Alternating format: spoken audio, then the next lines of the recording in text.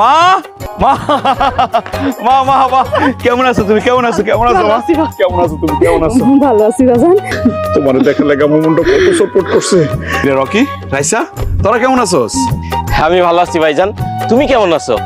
আলহামদুলিল্লাহ আমি ভালো আছি। ভাইজান আমিও ভালো আছি। আমাকে জন্য কি আনছো?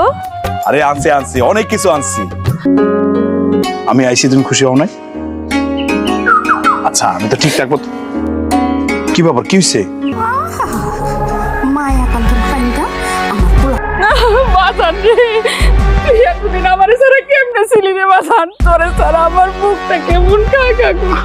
আম্মা এই যে তোর জন্য পারফিউম নিয়ে এসেছি, পারফিউম। এত বছর বিদেশে থেকে কেউ এই গিফট আনে? আমার ভাইজান বিদেশ থেকে আইবো, ব্যাগ ভর্তি দামি দামি গিফট আনবো, আর হচ্ছে ঘড়ি।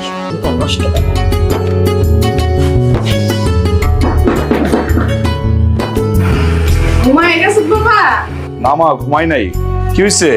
আমার কোমরের ব্যথাটা অনেক বাড়ছে, আর তুই আমার একটু ওষুধ এনে দিতে পারবি বাবা? রুমে যাও, আমি ওষুধ নিয়ে এসেছি, যাও। আমি রাতের মধ্যে ওষুধ নিয়ে আসবো।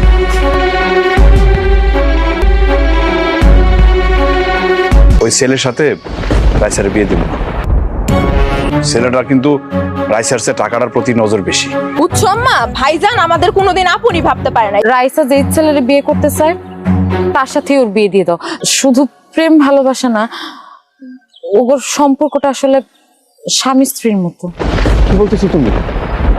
তার আগে আমি পুরা গ্রামে রটাইয়া দিব যে তুমি ওর লগে পরকিয়া করো। ও চাইতেছিল যে টাকাটা বিয়ের আগে দিলে ও ব্যবসাটা দাঁড়া করাবে, তারপরে বিয়েটা করবে।